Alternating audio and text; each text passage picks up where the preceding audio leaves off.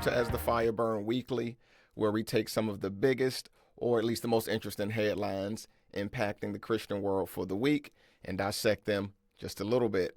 I'm James, the Terrestrial Pilgrim. Let's get to it.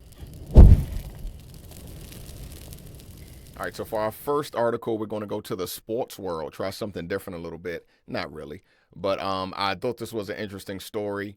So I saw this game. This was a football game, and the Dolphins were playing. And so the quarterback for the Dolphins, so the Dolphins win the game.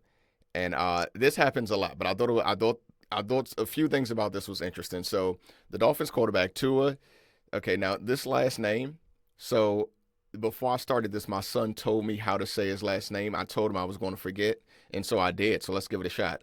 Tagovailoa. Tagovailoa. Right?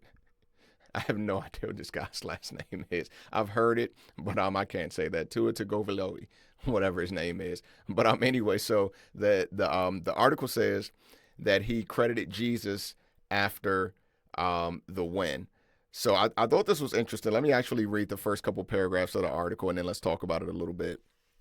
All right, so Miami Dolphins player Tua, that's what we'll call him. He thanked and glorified God after his team's win in a recent game, marking the latest example of the athlete using his platform to highlight his Christian faith. So and I actually did see the interview after the game. So they beat the Jets. So this was last Monday night's game. And let's see. So in the post-game interview, he declared, "First and foremost, all glory belongs to God, my Lord and Savior, Jesus Christ." So I love this. I honestly do love this. I love when athletes do this. I love when they glorify. I love when they use the platform to be unashamed, because that's really what it is. It's an opportunity to be unashamed, to say, look, this is where I stand. I'm playing this sport, whatever it is, but this is where I stand in life. I actually do like that. I don't mind it one bit. I love it. But there was an interesting thing about what he said that'll kind of bring us to our conversation. So he goes on to say, I just want to thank him for this victory, speaking of God, in Jesus. And he says, for keeping us safe for the most part. And then he offered prayers to the people who got hurt. So that's the thing that I kind of thought was interesting. So when I heard him say it on TV before I even saw this article, thank God for keeping us safe for the most part. In the same game, Tyreek Hill pretty much snaps his leg in half. So, I mean, it was kind of like when he said for keeping us safe, I'm like, what happened to that guy? But then he says, and, of course, we're thinking, we're going to pray for the guys who did have the injuries. So, to me, this creates that conversation again about athletes thanking God or mentioning God at the end of an event and what we think about it. Like I said, I love it. Why not do it? Why not speak about it? Yes, I understand that the topic is interesting. What's their thought process when they lose? I know many of them still have a grateful attitude. So people say, well, when they lose, do they thank God? Well, they don't get interviewed when they lose for the most part. I mean, you got the table at the end, the press conference, but it's mostly why'd you guys lose? So the questions are very not about you want to thank anybody. So I don't think it's a one-way thing. I don't see a problem with thanking God when things go well. Now, the thing I do have a problem with, I don't really have a problem with it because it's your own personal, how you want to look at it. But God has nothing to do, or thinking God has something to do with whether or not you win or lose. And this is evidenced by a few that even went to, Christian schools. Let's drop the high school and say you got a couple Christian schools playing against each other or whatever it is. How does God decide who he's going to allow to win if these are two Christian schools, right? I think the best team is just the team that's going to win. And we know that because if it was, okay, God favors me, then the Christian athletes would be the ones who win all the championships and win all the games. Tua hasn't won a Super Bowl yet. So you know what I mean? It's not we can obviously say God is not just there to make you win this game, but I do like this because whether or not God cares about the outcome, he does care about how you react. He does care about, are you using your platform, whatever the platform may be, to glorify him. So that's what I like about this. That's what I like about when athletes do this. Because it is an opportunity for you to speak what's most important to you. And that should be Christ. So I love it. I absolutely love it. Do I believe God cares about the outcome of sports? Absolutely not. Why would he? It has nothing to do with furthering his kingdom. Outside of, is this person, by winning or whatever, going to represent, be an ambassador, and lead people this way? I would say that's the extent of God's concern about sports and things like that. So if God will be glorified, sure, I believe he's watching and he cares about his children. He knows what's going on. But is he, doing something to the outcome of games? We can say no on easily, because Christians would just win all the time. And the biggest, the most polarizing Christian would always be the one who wins, right? But it doesn't happen that way. So that's my thing. But I did love this story, and I thought it was interesting when I saw this article, because I actually saw it live and I saw him say it. And I always love it. I love when Christian athletes are unafraid to say, hey, shout out to God before we get started. So I thought this was interesting. I love it. God had nothing to do with the impact, and like I said, as far as people getting hurt or not, most, even the players who don't believe God, don't get hurt, sometimes, or do, whatever it is. Rain falls on the just as well as the unjust. But this was an interesting one for us to start with. Okay, so this next one, I want to start off by reading the headline to you. Then we'll read a little bit of the story. Then we'll talk about it. So Michigan church shooting, and of course this is a reference to the shooting that occurred at the Mormon church. But I love the what it goes on to say. So Michigan church shooting survivor says she looked the gunman who killed her father in the eyes, and she says, I forgave him right there. Let's read a little bit of the article, then let's talk about it. So a woman who survived the deadly attack in Michigan says in a letter posted on social media that she looked the gunman in the eyes after he killed her father, and I forgave him right there. So she sent a letter, let's see, in which 4 people were killed. Let's see, she said she needed to share what she went through for her dad and for anyone else who can set aside hate. So when the gunman came over to me, I felt very calm, she says, peaceful, even as I knelt next to my dad, my hand still on dad, she wrote. It felt like a long time. I stared into his eyes while answering his question. The only way I can describe it is I saw into his soul. I never took my eyes off of his. Something happened. I saw pain. He felt lost. I deeply felt it with every fiber of my being. I forgave him. I forgave him right there, not in words, but with my heart, she wrote. So she's talking about the shooter. So she said she forgave him right there. So I thought this was interesting because I found this to be a very Christ-like reaction. And again, last week we talked about the whole Mormon thing, but I did find this to be a very Christ-like reaction, literally, because when Christ was being killed, he said, forgive them for they don't know what they're doing. Stephen said the same thing when Stephen was being stoned to death in the Bible. He said the same thing, forgive them, they don't know what they're doing. It's a very Christ-like thought process to say this. Christ meant it literally. I believe Stephen did too. Forgive them because they really have no idea. They literally have no idea the weight of what they're doing. They don't understand. It's a beautiful thing to be able to say that. Now, yes, we know we're talking about Jesus as Stephen, but it's still, I think, a beautiful thing to be able to say, because they don't know what they're doing, Father, don't lay this to their charge. They already have a big enough account of sin built up against God. So Jesus is saying, don't lay this one on them. I believe he wasn't just being nice. I believe he was absolutely, honestly asking God not to charge them with this, not to lay this on what was already a very heavy burden.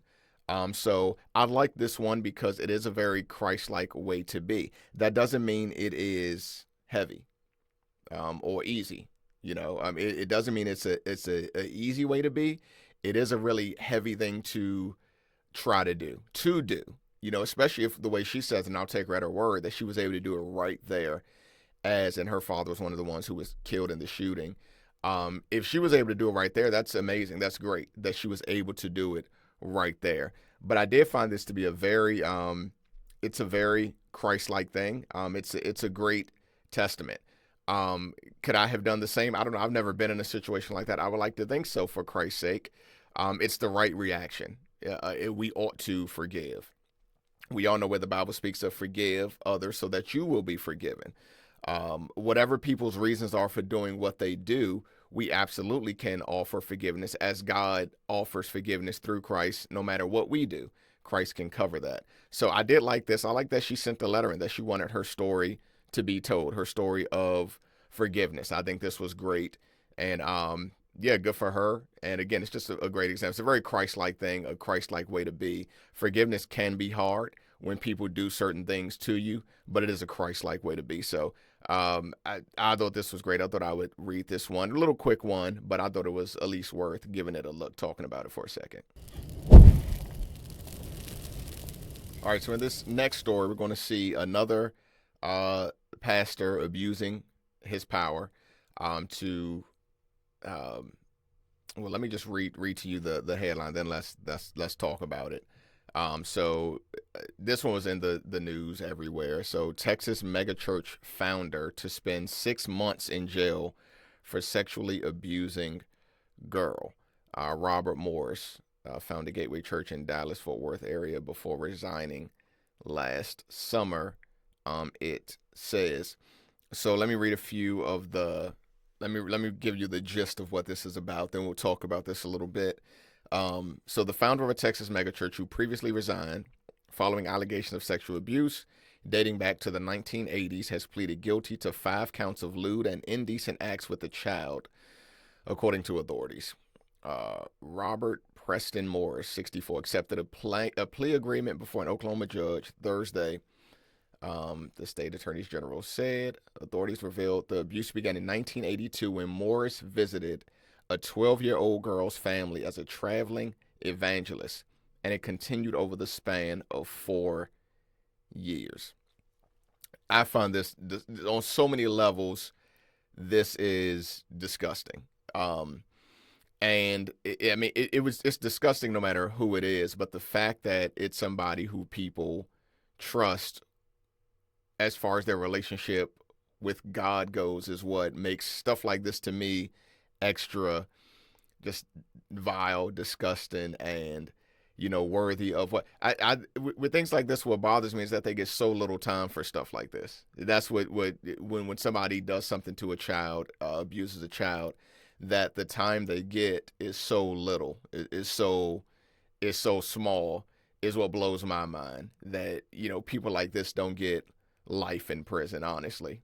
you know uh and again, even more so when you have somebody who's a pastor who's supposed to um be caring about people and representing God, being an ambassador for God's kingdom. When they do stuff like this, it's that much worse because they become an offense to the ministry. They lead people away from God. So whatever the world judges, then they also have to stand before God also. I'm not saying there's no forgiveness for anything like this, but they have to stand before God also. Thankfully, will judge.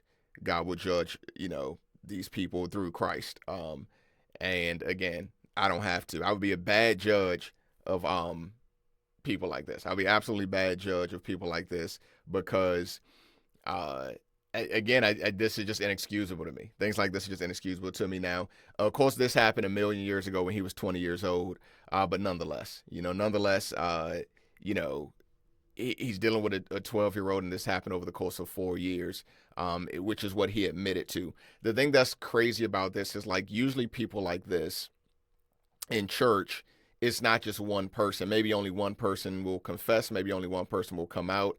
Maybe there were other families involved who chose to forgive him, or anything like that, or something like that.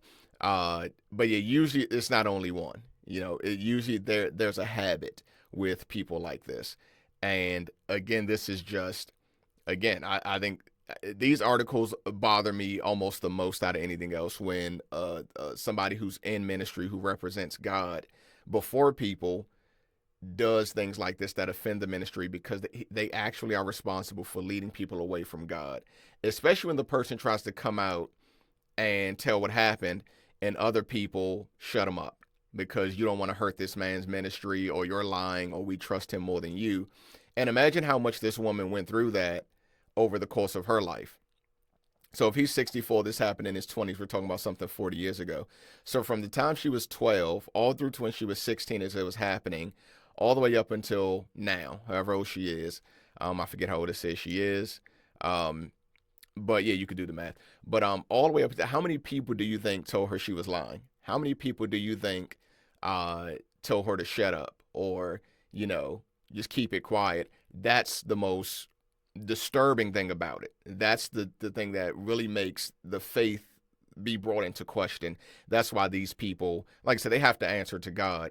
But that's why stories like this are just crazy to me. And then to get only 6 months. And I understand this happened a long time ago. And let me read this, though, because something he said, it's, I don't know, it's kind of crazy to me. Let me read a couple more paragraphs. Okay, while he believes that he long since accepted responsibility in the eyes of God.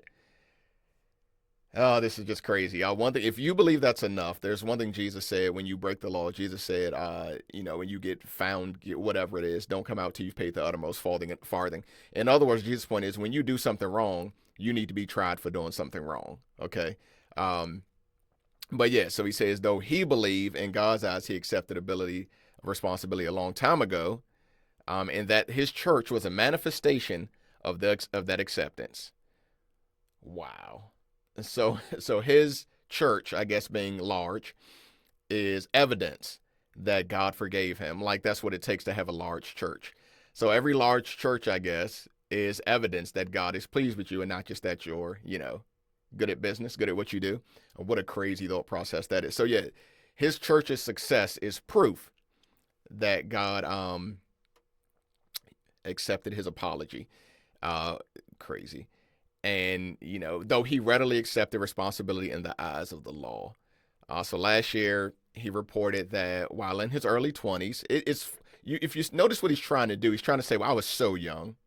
I was so young. He keeps saying that. He doesn't say, yes, I did. No.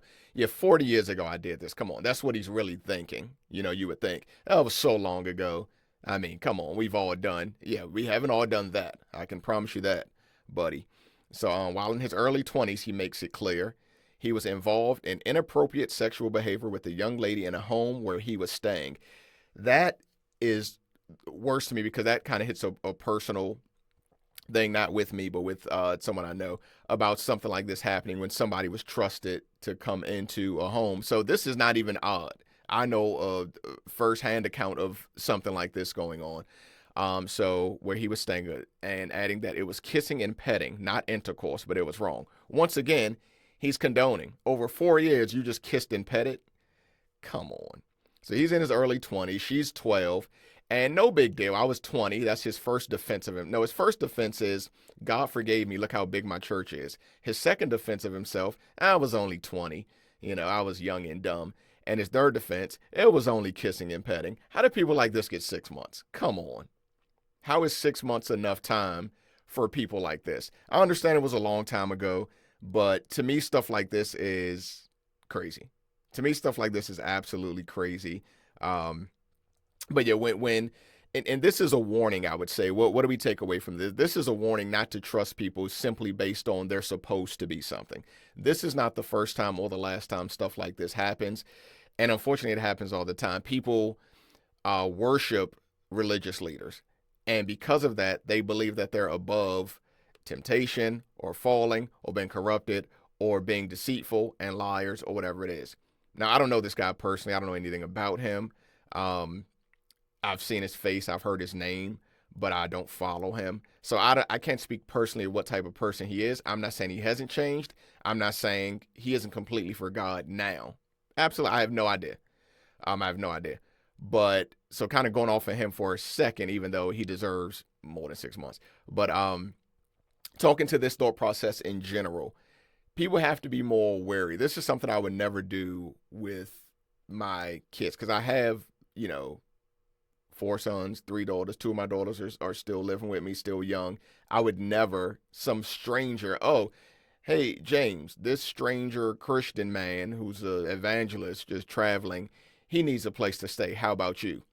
It's crazy for Christians to believe they must do it because things like that in the Bible did occur. But in the Bible, we know that the apostles were verified. Just some guy, and he's in the house with my daughters. Crazy. Absolutely, absolutely and crazy. The world is crazy. We know that devils are everywhere. We know that people can't be trusted like this. But I still think it's sad. I still think it's really sad that this was someone who was trusted and he took advantage of somebody who let him stay, and this is what he did, and then never confessed, Yeah, I confess to God, but I went on living life pretty much believing that I got away with it. Though this girl felt violated, this woman speaks about it, but I got away with that one. So it finally caught up with him, but he's only getting 6 months. He stepped down, I believe, from his ministry. I think that's what it first said. But to me, everything about this is disgusting. Everything about this is disgusting. And once again, like I say, don't defend people like this, please. You make the ministry. They've already offended the ministry. The ministry looks even worse when we defend people like these. So I would say do not defend people like this, because these people are helping lead people away from Christ. I'll finish it by saying again, it's absolutely possible that in the 40 years since this happened, he's completely dedicated to God. I don't know him personally. I don't know his ministry. I've never heard him preach. I don't know what he does. So I do want to say that, because yes, we have all sinned. We haven't all done this. Okay. We haven't all done this, but we have all sinned.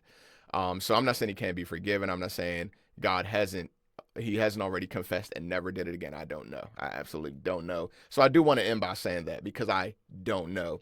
It's just on the surface, because things like this happen all the time. That's why I really want to point that out. I don't know him. I don't know whatever.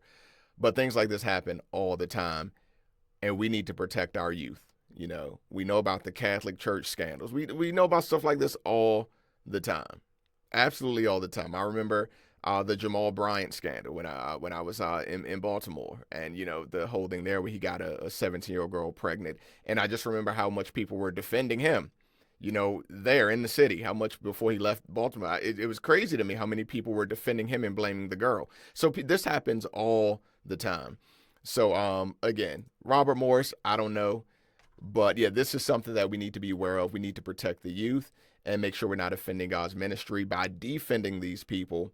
Look, Jesus said, when you do whatever against the law, make sure you pay the uttermost farthing. So he was right to say, I accept whatever the law is going to do to me.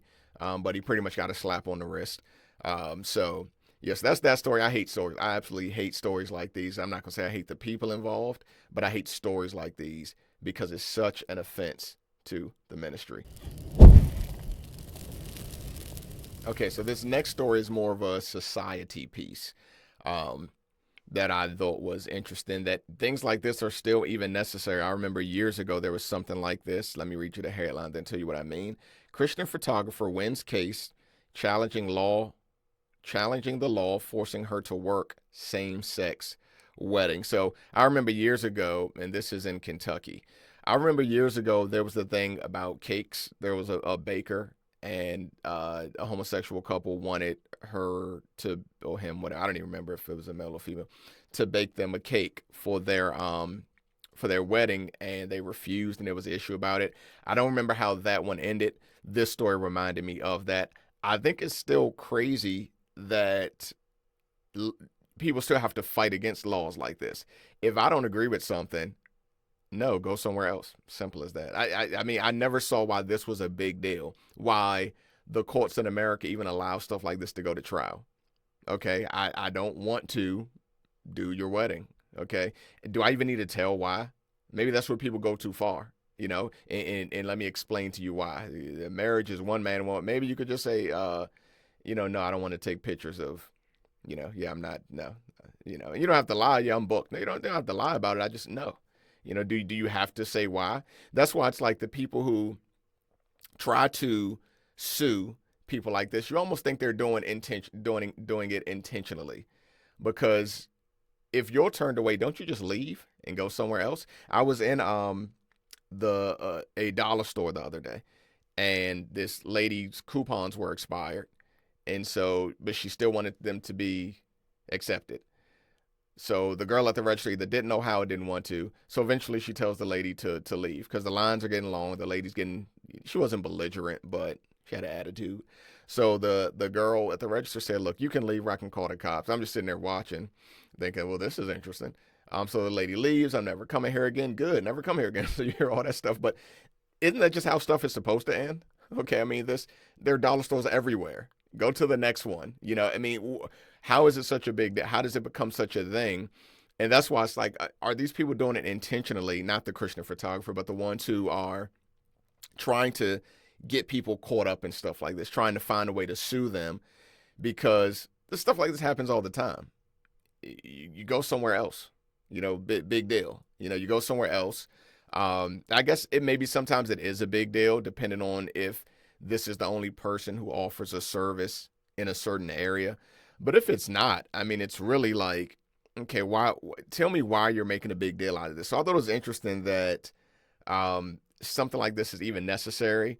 So let me read a little bit about this article. Let's see how much I need to read. It's a longer article, really, than it needs to be. So I'll just read a little bit of it. Let's see. So a federal court has sided with a Christian photographer challenging non-discrimination provisions she believes will force her to work same-sex weddings despite her religious objections. So it was a law. Nothing actually happened. She's just protecting herself. I have no problem with that. So this is the latest example of U.S. courts ruling in favor of religious liberty. Okay, let me see. So the district court for the Western District of Kentucky sided with the photographer in her ongoing legal dispute with the city of Louisville over its prohibition on discrimination on the basis of sexual orientation and gender identity or the denial of service based on said characteristics. So she's smart to get ahead of it, and they ruled in her favor. Great. You should not have to. And it goes both ways. I've seen stories in the news where somebody said they didn't want to serve Christians who they knew to be Christians, or a politician, or this or that. Are business owners not free to do this? So that's my thing. You can't say, well, whatever, religious people, you can't discriminate over these people. If somebody doesn't want to serve you, fine. Now, I do think we have to be careful, because if you'll remember, not that long ago, there were certain places where black people couldn't get served, just for being black in air quote, Christian America, which is absolutely nonsense, right? Which is absolutely, okay, well, that's just racism, just another person, right? So there's a difference, obviously, as there's no scripture against a race, there's nothing you can control, nothing you can help, and whereas I know some homosexual people feel that way, it's not the same, so, but this is what why I do understand why you have to be careful about discrimination, because there was a time where it was simply used against, again, just people who could not help. Okay, I'm brown. Okay. Now I can't eat, and now I can't shop here. Well, what's that? How do you call yourself a Christian? I never understood that about Christian America. I never understood the racism thing from people who actually claim Christ, right? I guess that's a different topic. That's probably not even a topic for me because I'm not racist, but we know things like that did exist in America. And I think a lot of times, in some ways, the laws are trying to protect from the memory of that, from how things used to be with stuff like that.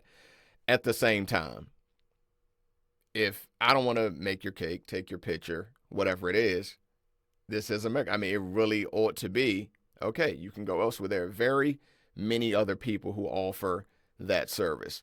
So I'm glad they ruled in her favor. I think it was the right thing. And again, when people do stuff like this, it sometimes it helps you out and you don't even know. Sometimes it helps you out and you don't even realize it because yeah, it's like you weren't the one to step up and say, hey, I think this is wrong.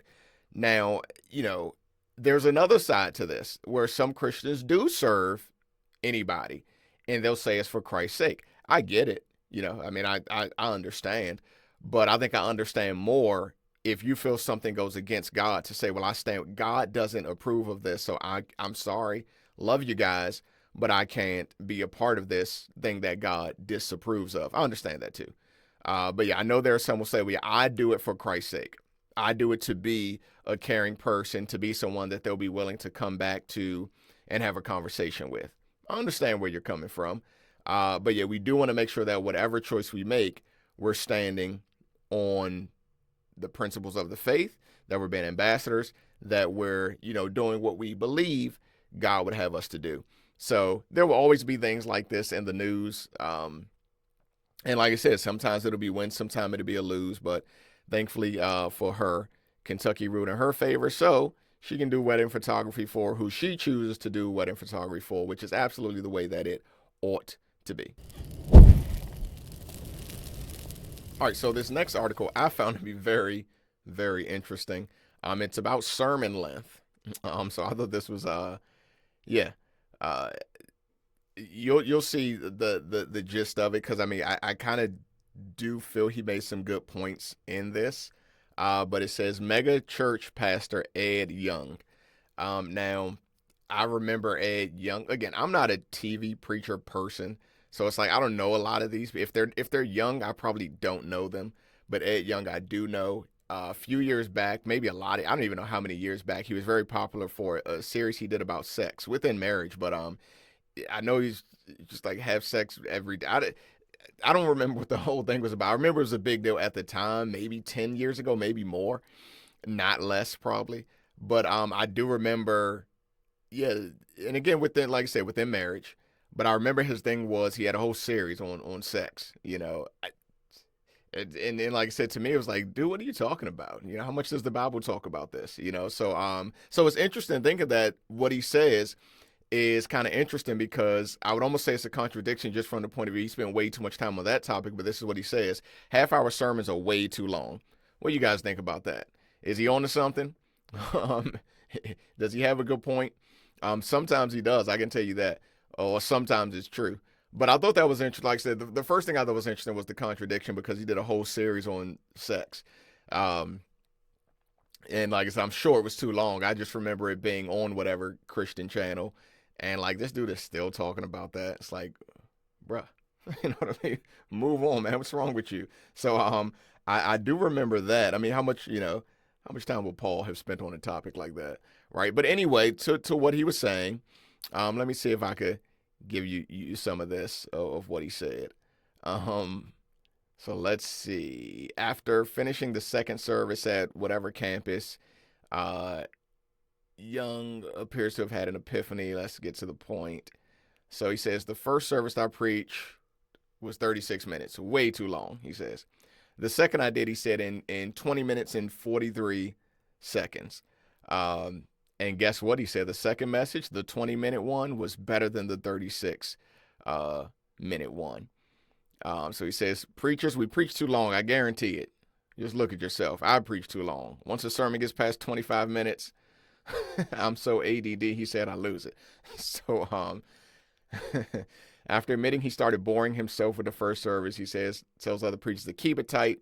Everything will be all right. So I'm not mad at him for this. I'm honestly not mad at him for this because I'm a very aware person. I look around at people when I'm talking to people, whether when I was in a pulpit or whether just talking to people. I always try to make sure people are paying attention. If they're not paying attention, you might as well stop the conversation. That's real. Okay, that's just absolutely good conversationalism. Art, have you lost the crowd? And I always thought that. So always in church, because of the type of person I am, I want to make sure people are getting it. That's a lot why I do the videos I do and talk to people. And I'm not a church preacher. When I was younger, I was, but I don't, because I like knowing that you understand. If you have a question, I like answering the question. I don't like you being a slave to you can't move, you can't just sit there and listen to me. I'm not a fan of that because I look around when I'm in church and I can't help it. I'm not like, obviously, I'm the guy craning his neck at everybody, but I just notice things and people do zone out. Um, People aren't paying attention. Now, the percentage, it depends. Some people absolutely could sit for any amount of time and love every minute of it. Right. So, not saying that this is everybody, but I definitely notice when people start getting lost, when people are just mentally checking watches, trying to wonder, man, has it been 35 minutes at least? This is a tough one. So the one thing about what he's saying is that I do agree with is I don't like the fact that sermon length is a given, if that makes sense. Why I have to spend 35 minutes doing this when I could have said it in 9 minutes. Again, he says 20 minutes. I mean, I've definitely been in services where it could have ended in 9 minutes with a great point. I mean, the point of conversation is for you to understand what I'm saying. So if I can do that in 6 minutes, why not do it in 6 minutes? So that's the thing that I always thought was crazy was that as a preacher, you're purposely trying to make it this long or this, you're formatting it as opposed to, look, this is what I felt you guys needed to hear. Let me go ahead and say what you guys needed to hear. One thing about a marriage that works is the ability to compromise. Anybody who's been married knows that. That's one thing. So I'm a to the point person where my wife likes a long story. So we learn to compromise. What I said, well, this is how we compromise. She has a long story. So here's what we do. I say, tell me the end first, then give me the long story. That's the compromise. So because I want to know what's the point, right? So my thing is, give me the point. And so now that's how we talk. This is the end. Now tell me the rest of it. Now go ahead into the detail and everything. But especially with the kids, because like when you call about the kids, I'm like, all right, what happened to them? So my thing is, I don't need the build up. Well, the school called. No, what do they want? Before we get to the teachers, no. What's the end? Somebody get beat up? Somebody in a fight? What happened? What's the end? Is somebody hurt? So that's my thing. Give me the end. Now let's go through the story. Some people are like that. So that's my thing. Why I'm not mad at him for that. I'm really not mad at him for this. I get that. If we're going to spend some time, whether it's in fellowship or whatever you want to do before, after, whatever it is, I'm more of a study fan. I'm more of a let's sit down and talk about this. Because again, that's how you learn. That's how you get to know people. That's how people get to ask their questions, because they're not going to do it in the gathering. Okay. So to me, that's where the most learning is done, where we're sitting down and we have a dialogue, where we're talking to each other. That to me is where the most learning is done. So I kind of agree with him. I kind of agree with him a lot, I think, on this. Now, let me say this, though. It all depends on the topic. It all depends on the group. It all depends on if this is something that's really interesting and, yeah, this is kind of good information. Yeah, you might lose some people, but, okay, you can keep going a little bit. I'm just saying that I agree with him to the point that there are some things that could have been said in 11 minutes, in 15 minutes. Why handcuff yourself to this time limit? Why handcuff all these other people who are here to your time limit? So that's the thought process where I kind of, I'm like, okay, now this is interesting. Look at this part. So, they break down the average sermon lengths, and I thought this was a little interesting. So, with a median of about 14 minutes, Catholic sermons were the shortest. Mainline Protestant congregations clocked in at around 25 minutes for average sermon. Evangelicals 39 minutes, and historically black Protestant churches about 54 minutes. For really? This is interesting because I grew up in a historically black Baptist church. I don't remember the sermons being that long. I remember as a kid being ready for them to end, but an hour? Not the churches I grew up in. Nobody preached for an hour where I grew up. But that's long. That's a long time. So are people paying attention? Now, the one thing why some people like long sermons is not even that they're learning something. Some people will look at church as penance, right? So it's like, I'm here for punishment. Some people really look at church that way. So the longer it is and the more bored I get, the less I can have to live for God throughout the week. Yes, some people do look at church. Don't say they don't. Some people look at church that way. This is a punishment. So lay it on thick. I will not think about God for the rest of the week. So, and some people feel that way. Because this is all my God for the week, give it to me. All of it right now, which is a crazy thought process. We should be learning of God throughout the entire week, throughout the entire day. That shouldn't be the thought process, this once a week. But I know for some people it is, and I know for them they really feel like, okay, this is all I'm getting. Lay it on thick. Give it to me. But yeah, what do you guys think about that? When like I said, to me, I think he makes a good point, And like I said, he's a very jokey guy, so I can picture him saying this. I didn't play the clip. I don't really need to. These words were good enough, but I can picture him saying this and I can see how he said it. He's just a really jokey guy, but he's a bit of a clown, I guess. But yeah, I'm not mad at him for this one. I think that churches probably could benefit from stop forcing half an hour, 45 minutes. I've been in a lot of churches where I'm looking around and the crowd is completely gone. Read the room, preachers. That's what I would say. If you got if everybody's on the edge of their seat and you're doing some good teaching, I'm not talking about the excitement. I'm talking about teaching. If everybody's shouting and having fun, yeah, okay, do whatever you want. But I mean the actual teaching sermons. If people are on the edge of their seat and want more, okay, dig in, get to it. 45 minutes. But if you're losing the majority or you're losing yourself, you got to be able. It's like, come on, man, get to the point. What do you want me to take from this? Because after a while, I'm not going to take anything from it. That's the thing. After a while, I can't retain a word of what you're saying. I am done. I'm mentally exhausted. So a good point, I thought. A good point. I'd like to know what other people think about this one, but I thought this one was at the least bit interesting. Very interesting. Okay, so maybe you all have heard a little bit about this next one. Planned Parenthood closures. All over the country, Planned Parenthoods are being shut down. Um, so let's see. With the recent passing of the big, beautiful bill, Congress was able to deliver a major victory for moms and babies across the country. Of course, I'm reading this from a Christian perspective. The end of forced taxpayer funding of big abortion, they're calling it. So they're saying it like it's a business. Um, so all over the place, Planned Parenthoods are getting shut down. Is this a good thing? Let me read a little bit more to you.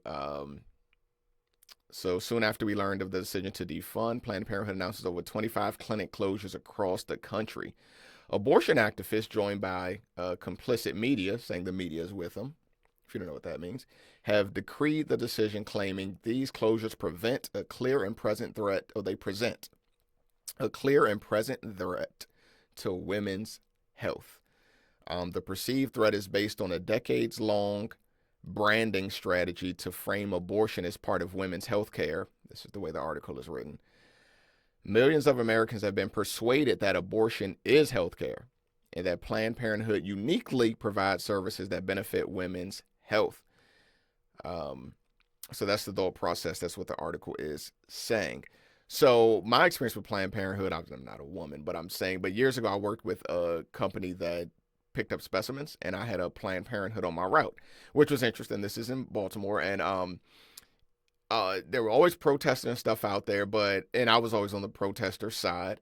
So when I had to go in there, I was able to talk. You meet people, and I talk to people, because Christ spoke to people. We're supposed to speak to people and be able to speak to people without anger and vitriol and just hatred. So I was able to get their point of view. And while I still disagree, what I learned is that they do other stuff as well. So that's what I thought was interesting about what was necessary about this article, is that you'll see that their point is other places provide the services that women need. That's what their point is going to be, because that's what I learned at Planned. I thought before going to that Planned Parenthood that it was pretty much an abortion clinic. By percent, maybe it is. I don't know. Maybe by percent, it absolutely is something like that. But I thought that's pretty much all they did. So when I went there, I asked them one time what they felt about all the because there was going to be a big protester rally that weekend. So I asked the ladies who worked there how they felt about it. And some kind of just didn't care. Some were, this is just my job. And some kind of explained and went through with me all the other stuff that they do. Let me leave that right there. So with this article, I was happy to see that their point was there are other places that offer these services without pushing abortion. And that's what I appreciated about this article. That's what I appreciated about this article, because the way they worded it, let me see. All right, in 2022, 23, 96.9% of the time, women seeking help related to their pregnancy at Planned Parenthood were sold an abortion rather than giving prenatal care, provided care for miscarriage, or help to make an adoption plan. That's crazy. That's absolutely crazy. Okay. So when you think about that, it's just like, wow, 96% of the time, once again, you know how I feel about these surveys, who they talking to. But it says a very large percentage of the time, women were sold the idea of abortion rather than, okay, this is, we can make this work. So their point is, despite what the media said, women have no reason to fear for their health in the wake of the Planned Parenthood closures. Abundant resources remain to help women navigate pregnancy, planned or unplanned, with abundant care and compassion.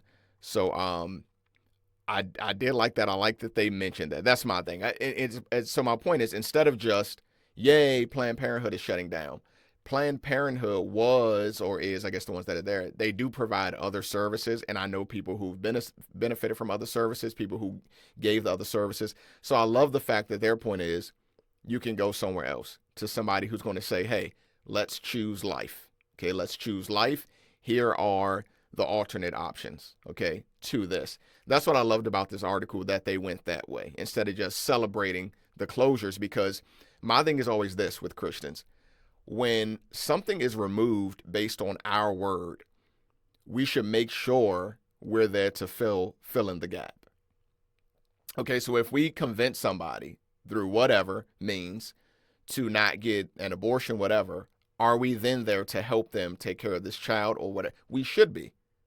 We should be. Otherwise, it isn't. Mind you, if you're not going to help me after you shame me into not getting an abortion or whatever, if you're not going to help me with what comes next, leave me alone. And that's how people feel.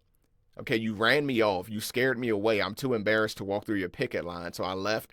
I'm going to do this. That's the only clinic in town. I'm going to get this. I'm going to have this child. But now I hate this child. Now I can't take care of this child. Now, whatever, I hate myself. Whatever this may be, are you there for that person then? So that's always my thing in this for the Christian. Once you do that, be there for the person. Once you do that, make sure you're there to say, make the right choice, and I'll be there to help. So I love this article because they don't just say, yay, the Planned Parenthoods are shutting down. No, they make their case. All they do is push abortion, okay? Big abortion, that's all they try to do. Okay, that could very well be true. But I like that their main point is there are many options. There are many other things that will help you do this. I love that. Christians, make sure before you celebrate this, or as you're celebrating this, if you are, make sure you have the resources to say, you can say, hey, go here. They will help you with every decision. We have a thing where we'll help you do this, that we have so many people who would love to help you, whatever it may be. That's always should be the response of Christians. If we shut something down, we should be able to stand in the gap. Unless it's something that there is no standing in the gap. If there's a strip club coming to your town and you shut that down, there's no gap there. That's just the end of that.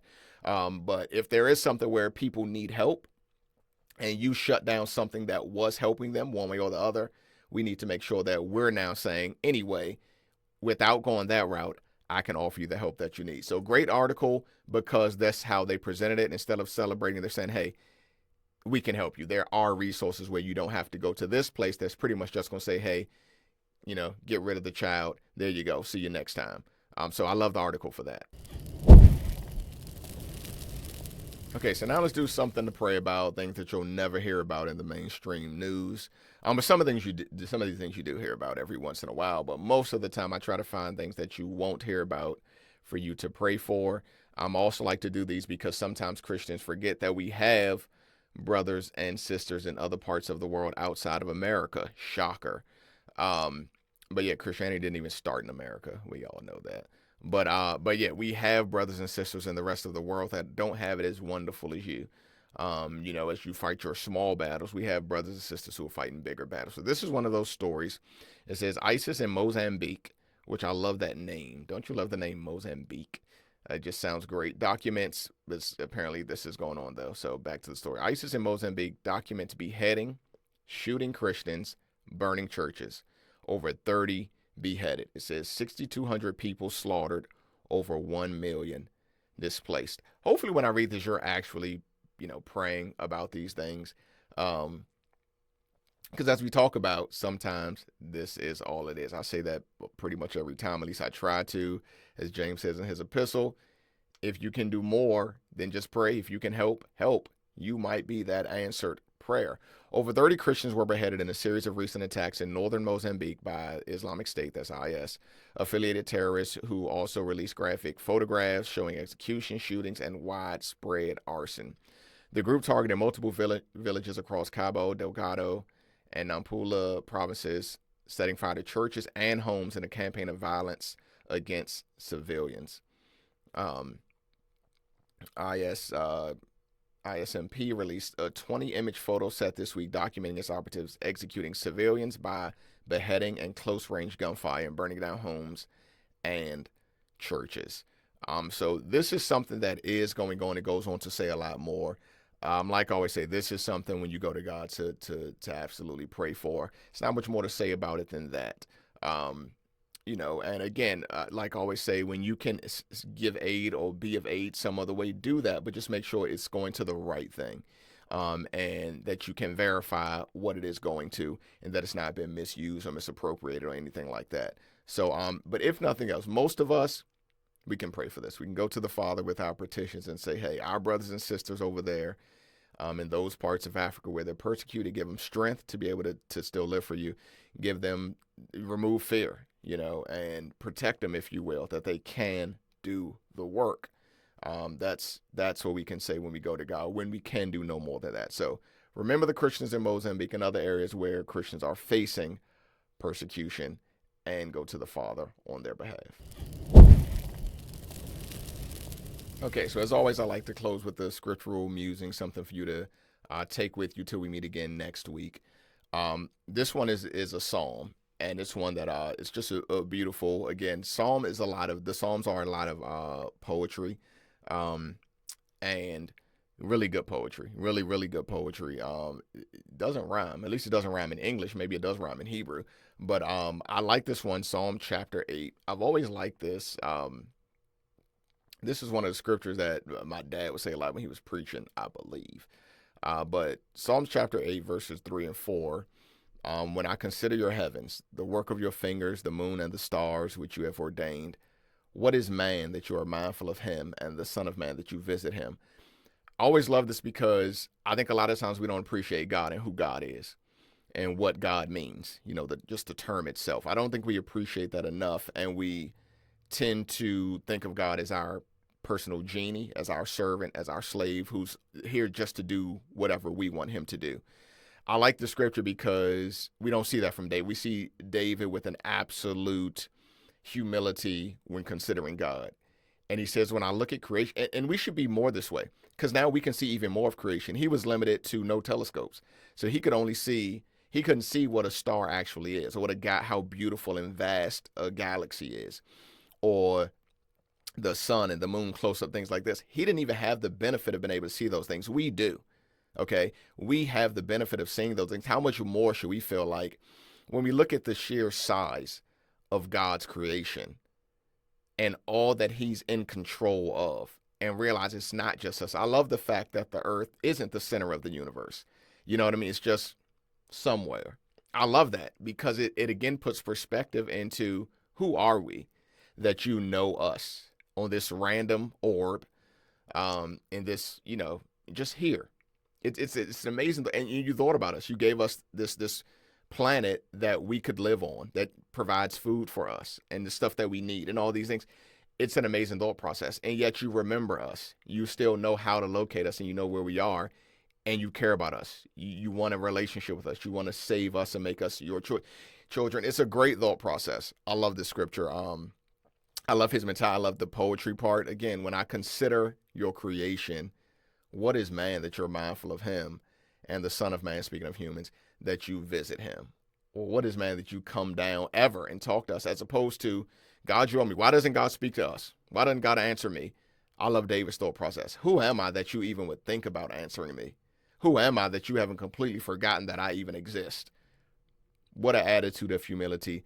That's a great attitude for us to have. Remember this one. Take this one. Use this one. Write this one on wherever you write your memory verses. Write it on your wall, right?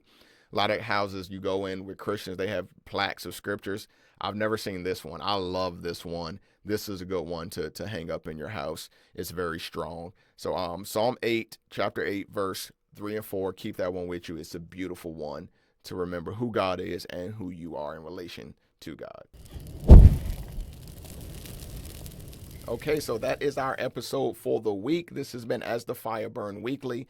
Hopefully you found something insightful or edifying for you to take with you as you travel on your pilgrimage through this world. I'll see you next week as the fire burn.